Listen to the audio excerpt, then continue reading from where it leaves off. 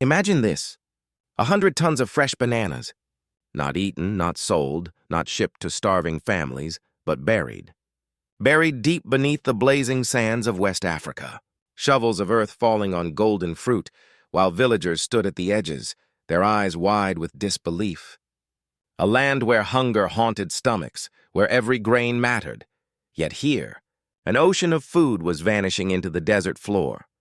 Why would a leader, a man sworn to protect his people, order something so unthinkable? Madness? Symbolism? Or a strategy so radical that the world simply could not comprehend? This was the enigma of Captain Ibrahim Traoré. The scene itself looked like a fever dream. Aerial shots from that time show massive mounds of bananas stacked like small hills, their skins bright against the pale sand. Then, bulldozers rolling forward, engines roaring, shoving the fruit into giant pits carved from the earth. Dust clouds mixing with the sweet, overripe smell of crushed bananas. Villagers gathered in silence, some whispering prayers, others shaking their heads in confusion. A child reached out to grab a single banana that had rolled free, only to be pulled back by his mother, her eyes fixed nervously on the soldiers nearby. Was this the act of a tyrant who had lost touch with reality? Or was it something far more deliberate? A message buried alongside those bananas. History is filled with strange, almost theatrical acts of destruction. The Boston Tea Party in 1773, when American colonists hurled crates of valuable British tea into the harbor. To the outside world, it looked like senseless waste. But in truth, it was a fiery declaration. We will no longer be controlled. Or Gandhi in South Africa, standing before crowds, calmly setting fire to identity passes, flimsy papers that symbolized oppression. He wasn't burning paper. He was burning chains. Could Traoré's bananas belong to this same lineage? Was this his act of defiance performed on a stage of sand for the world to watch? Consider the timing. At the very moment Burkina Faso was struggling with food shortages, foreign aid and imports remained tangled in political conditions, often tied to the hands of former colonial powers. France, in particular, loomed over every trade deal, every export, every bite of fruit. Bananas grown in Africa often ended up filling European markets, while African families went hungry. So what happens when a leader decides, no more? What happens when he refuses to let his nation's food become another export pipeline, when he says, if our people cannot eat from it, then no one will? It becomes an act not of waste, but of war. Not with guns and bullets, but with fruit and sand. Still, the mystery deepens. Some historians argue that the burial was not only about rejecting foreign exploitation, but also about making a point to his own people. Imagine the message Traoré might have been sending. Look at these bananas. See how they can be grown in our soil, in our deserts. We control their destiny, not outsiders. If we must bury them today, it is only so we can reclaim them tomorrow on our own terms. A strange lesson, yes. But sometimes, leaders speak through symbols more loudly than they ever could with speeches, and yet not everyone was convinced. Critics accused Traoré of recklessness, of playing with hunger in a land already desperate for food. International media painted him as erratic, even dangerous. What kind of leader destroys what his people need the most? They asked. But perhaps that was the very point. To provoke the question. To force the world to look not at the fruit itself, but at the invisible hands that had decided where that fruit should go. Think about it this way. If the Boston colonists had quietly refused the tea, no one would remember it today.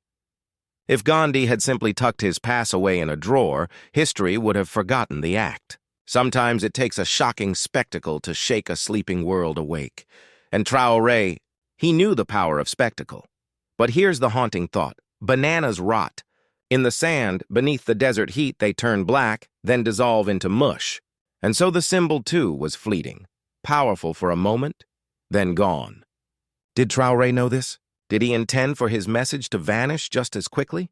A whisper carried away on the desert wind. Or was he planting something else entirely?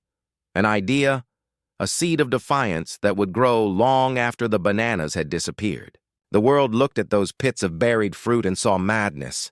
But in the eyes of those who stood closest, the villagers, the soldiers, the children, perhaps something else was glimpsed. A vision of resistance, A refusal to bend. The bananas were gone. But the question remained, was this the act of a desperate man, or the first chapter of a revolution? And just when the world thought it had an answer, Traoré revealed his next move, one even stranger and far more dangerous. Bananas are not just fruit. They are politics, power, and profit. And in Africa, they have often been a weapon, one wrapped not in steel, but in sweet yellow skin. To many, a banana seems harmless, almost laughably ordinary, something you toss into a lunchbox or buy from a street market without thinking. But behind this curved piece of fruit lies a dark history, one that stretches from the slave ships of the colonial era to the glass towers of modern corporations. The story begins centuries ago, when European empires carved Africa into pieces, treating its soil as a canvas for profit. Bananas, cocoa, coffee, cotton. The names of crops became chains, binding millions of Africans to forced labor. Plantations sprawled across the land, not to feed local mouths, but to fill European markets. The very hands that picked the bananas were often the same hands denied the right to taste them. In West Africa, French colonial authorities introduced large-scale banana farming not as a gift of development, but as an instrument of control. The rules were simple. Africans were to grow what Paris demanded, not what their families needed. Villages that once planted millet or sorghum, foods that kept communities alive, were pushed toward export crops that lined the pockets of French companies. Hunger grew in the very lands overflowing with fruit. Was this progress or plunder disguised as agriculture? The exploitation of bananas is not unique to Africa. In fact, the very phrase "banana republic" was born thousands of miles away in Latin America. At the turn of the 20th century, companies like the United Fruit Company, backed by U.S. politicians, armies, and secret deals, transformed Central America into fields of endless bananas. But the profits never stayed in Honduras, Guatemala, or Nicaragua. They were shipped north, along with the fruit, leaving behind poverty, debt, and broken nations. And here lies the chilling parallel.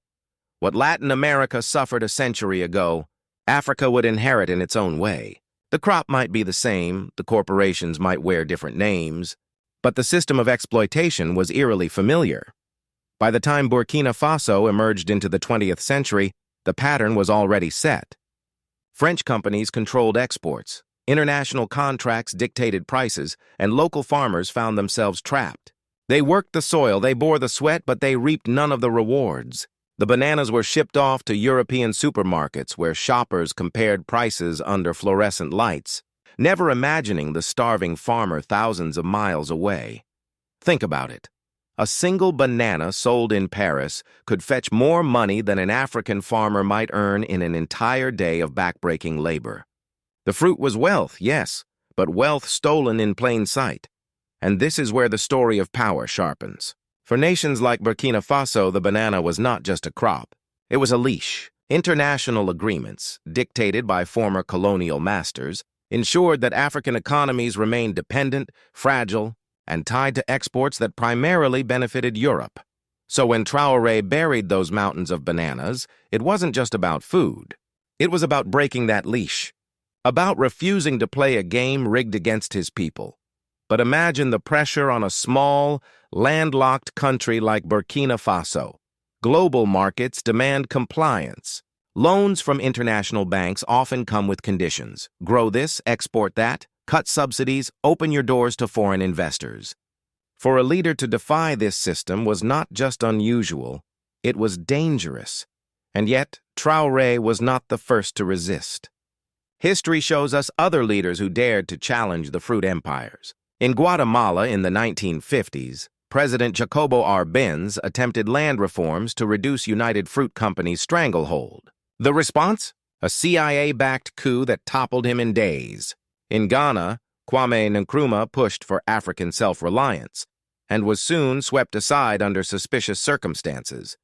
Could Traoré's defiance lead Burkina Faso down the same road? To understand the stakes, consider this. Bananas are the most traded fruit in the world. Millions of tons shipped each year, billions of dollars changing hands. But where do those billions end up? Not in the hands of the farmers bending over under the sun. Not in the villages where children go to bed hungry. They end up in the accounts of multinational giants who decide everything from prices to packaging. It is a bitter irony. The very soil of Africa is rich enough to feed its people many times over. Yet its fruits, literal and metaphorical, are stripped away, leaving behind hunger, dependence, and anger. And so the question becomes, when Traoré turned bulldozers against the bananas, was he destroying food? Or destroying the illusion that Africa's wealth truly belonged to Africans? The bananas in Burkina Faso's deserts were just one battlefield. But the war was larger. It was about breaking centuries of economic chains. About refusing to let yellow fruit dictate black destiny. The fruit may look innocent, but behind every banana lies a story of empire, blood, and control. And as Traoré pushed back against this history, one question echoed across Africa and beyond. Could a single act of defiance topple centuries of exploitation? Or would the system strike back as it always had before? To understand the bananas, you must understand the man who buried them, Captain Ibrahim Traoré, a name that seemed to appear out of nowhere, like a storm on a clear horizon. In 2022, at just 34 years old, he became the youngest head of state in the world. But his rise was not the polished march of a career politician. It was the sudden charge of a soldier, a man forged in the dust of Burkina Faso's battlefields, a man who spoke the language of fire and defiance. Traoré was not born into power. He was born into struggle, a childhood shaped by poverty, by the realities of a nation long trapped in the shadow of France. As a young soldier, he fought on the front lines against insurgents who ravaged villages, torching homes and driving families into the wilderness. He saw firsthand what his people endured: hunger, fear, displacement, while foreign corporations grew rich from the gold, cotton, and, yes, the bananas of Burkina Faso. So when Traoré marched into the capital, toppling a government he deemed corrupt and ineffective, it was not just another coup in Africa's troubled history. It was the beginning of a rebellion against something far larger than the president he deposed. It was a rebellion against neocolonialism itself. In his first speeches as leader, Traoré's voice thundered across Burkina Faso. "We are no one's colony anymore. We will decide our destiny." These were not the cautious words of diplomacy.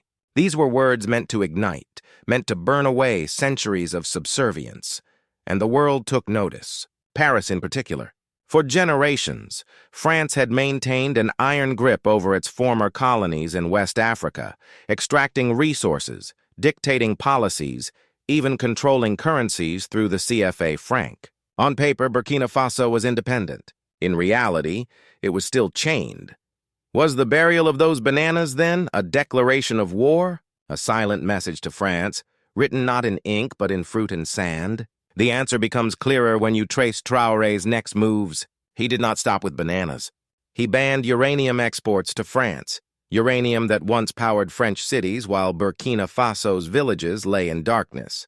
He began nationalizing mines, insisting that Burkinabe resources should feed Burkinabe people first. He rejected French aid, saying dependency was just another form of control. And most boldly, he forged alliances with neighbors Mali and Niger, both led by fellow military rulers who shared his Pan-African vision. For France, this was rebellion. For Africa, it was revival. To many, Traoré's fire echoed another name whispered with reverence in Burkina Faso: Thomas Sankara. The revolutionary leader of the 1980s, Sankara preached self-reliance, rode a bicycle to work, and declared, "He who feeds you controls you." He urged Burkina Faso to reject foreign aid, to grow its own food, to craft its own destiny. For 4 brief years, Sankara's vision electrified Africa, until his assassination in 1987, in a plot widely believed to have French fingerprints. His dream was buried, just as Traoré's bananas would be decades later. But now, under Traoré, the dream seemed to rise again. The young captain openly invoked Sankara's spirit, telling crowds that Africa must stand tall, even if it meant standing alone. Of course, the rebellion carried risks. France, once the master of empires, had not relinquished its appetite for control. To cut off uranium and gold was to poke the lion in its den. Western media began painting Traoré as reckless, dangerous, even dictatorial. Sanctions loomed, aid packages were frozen. The global order was making its displeasure clear, and yet in the dusty streets of Ouagadougou, the capital, something remarkable was happening.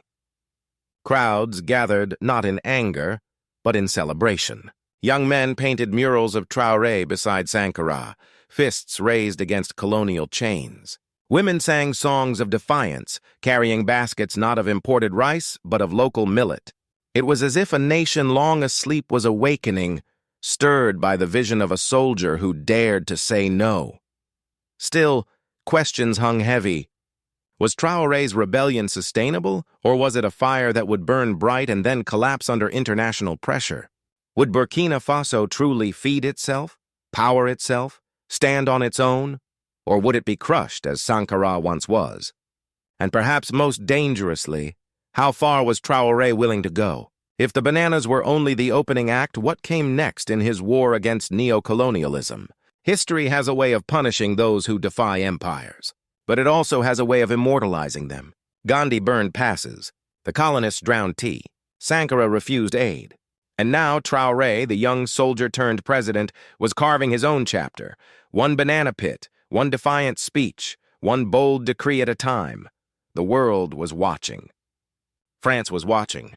Africa was watching, and as Traoré tightened his grip on power, one question echoed louder than all the others. Would he become a martyr like Sankara, or a liberator who finally broke the chains of neo-colonialism?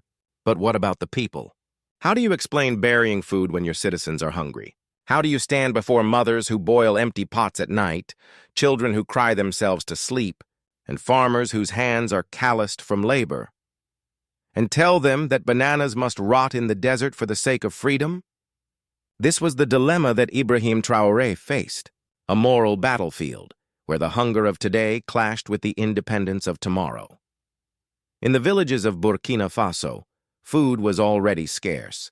The landlocked country has long struggled against droughts, poor infrastructure, and the violence of insurgent groups that burned fields and scattered communities. Grain prices soared, markets emptied, and humanitarian aid, when it arrived, came with strings attached. Against this backdrop, the burial of 100 tons of bananas looked, to many, like madness.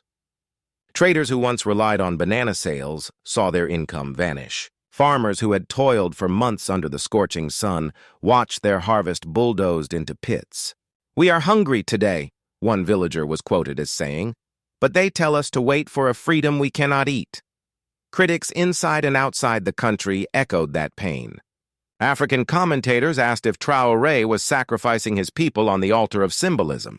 Western media portrayed him as reckless, squandering food while appealing to ideals. The banana pits became a spectacle of contradiction, a nation starving, yet rejecting sustenance. But not everyone condemned the act. For others, the burial was not a betrayal. It was a baptism. They saw it as a sacrifice made in the name of sovereignty, a painful but necessary wound in the fight against neo-colonialism. One farmer, standing near the desert pits, reportedly told a journalist, "If we must bury bananas today, perhaps tomorrow we will no longer bury our pride." It was a sentiment that resonated across Pan-African movements. To them, the act symbolized something larger than fruit. It symbolized cutting the cord that had kept African nations dependent on Europe for centuries. Here lies the heart of the dilemma. Is short-term hunger worth long-term independence? History offers examples of leaders who made similar choices, decisions that seemed cruel in the moment, but were designed to build a foundation for future generations.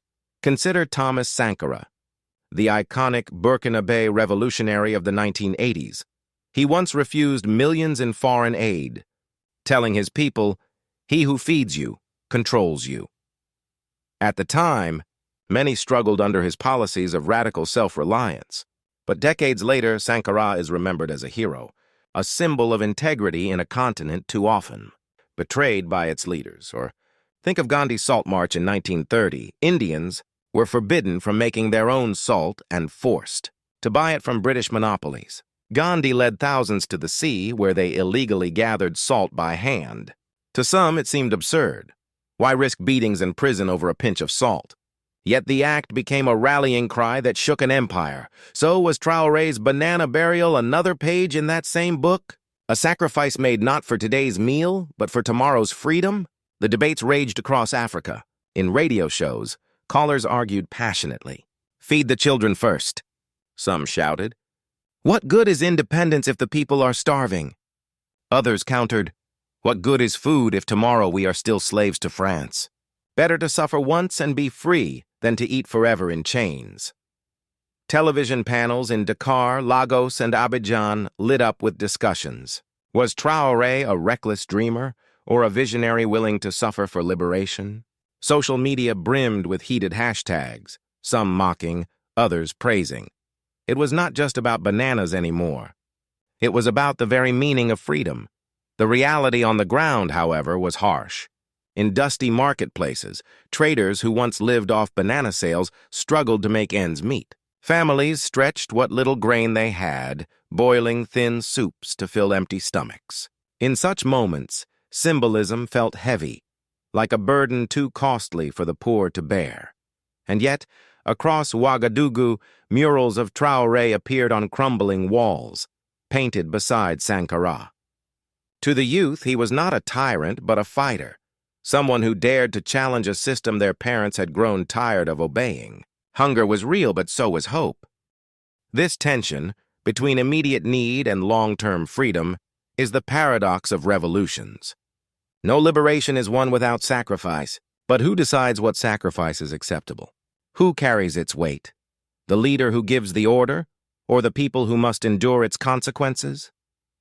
Traoré's bananas forced the question into every household, every marketplace, every field. Some saw waste, others saw courage. Most saw both, and wrestled with the contradiction. And as the fruit rotted beneath the desert sands, the question refused to rot with it.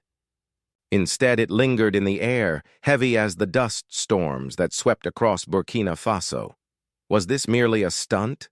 A show of pride that starved the poor? Or was it the first painful step toward a self-sufficient Africa where no child would ever again depend on the scraps of former empires? The answer perhaps lay not in the bananas themselves, but in what came next. Because Traoré's war was not only about food. It was about something far more dangerous, something that would pit him directly against the global powers who had ruled Africa for centuries. Years from now, will people remember this as madness, or as a masterstroke of African defiance? Will the image of bananas sinking beneath desert sands be remembered as a reckless waste in a starving nation, or as the spark that lit a fire across a continent? The answer depends not on the fruit itself, but on what followed. Symbols are powerful. They outlive the moment, they outgrow the act. Gandhi's pinch of salt seemed trivial, yet it shook an empire. Rosa Parks' refusal to give up her bus seat was a single act of defiance, yet it moved mountains in America's struggle for civil rights. The Boston Tea Party was, at its core, the destruction of a drink, yet centuries later it stands as the rallying cry of a revolution. So what of the bananas? When Traoré ordered them buried, he did more than destroy food. He created an image, a picture broadcast across headlines, debated in cafes, whispered about in villages, and argued over in parliaments. The act forced the world to ask questions it had avoided for decades. Why is Africa still exporting wealth it does not eat? Why are farmers poor while foreign corporations grow rich? Why must a nation starve so that Paris, London, and Washington can feast? For some, the answers were uncomfortable. For others, liberating. In the months that followed, Burkina Faso did not stand alone. Alliances with Mali and Niger deepened, creating what many called a new Pan-African front. 3 military governments, united by defiance, turned their backs on France, expelling troops, rejecting aid, and demanding control of their own resources. The buried bananas had not only spoken to the people of Burkina Faso, they had echoed across borders, carried by winds of resistance. French influence, once ironclad in West Africa, began to crumble. Bases closed, Ambassadors were expelled. Local radio stations once filled with French news now blasted Pan-African songs. The old colonial master once feared was suddenly on the defensive. And it all began with gestures. Symbols of rejection that drew a line in the sand, quite literally. But symbols alone do not feed nations. Critics argued that while Traoré played with theatrics, the people still went hungry. Yet history shows us that symbols often precede substance. Before independence movements came constitutions, there were bonfires of colonial flags. Before liberation came policy, there were marches, sit-ins, and boycotts. Change rarely begins with paperwork. It begins with spectacle. And Traoré understood spectacle better than most. His banana burial was not just for the people of Burkina Faso. It was for the cameras, for the world, for history books yet to be written. Global headlines proved him right. Newspapers from Paris to New York debated his motives. Analysts on international television questioned whether France was losing its grip on Africa. For the first time in decades, Burkina Faso, a small, landlocked nation often ignored by the global stage, was front-page news. And it wasn't for famine or war or tragedy. It was for defiance. One man, one act, one fruit, and suddenly the narrative shifted. But here lies the haunting question. Was it only the beginning? Because if symbols can spark movements, then Traoré's bananas may one day be remembered as the first shot in a wider war of independence, not fought with muskets or bayonets, but with bulldozers, pits, and the courage to say no. Already, Pan-African voices grew louder. Youth movements in Senegal, Ivory Coast, and Congo began chanting the same slogans, demanding leaders follow Burkina Faso's path. French companies, once untouchable, now faced resistance on the ground. Contracts were challenged. Deals were broken. A quiet storm was rising. Could it be that the buried bananas were not a conclusion, but a prologue? History has always turned on small acts, a tear in the fabric that widens into revolution. The bananas may rot beneath the desert, but the story refuses to rot with them. Instead, it spreads into classrooms where teachers tell children about Traoré's defiance, into marketplaces where traders speak of sovereignty over survival, into villages where farmers wonder if, at last, the fruit of their soil might truly be theirs.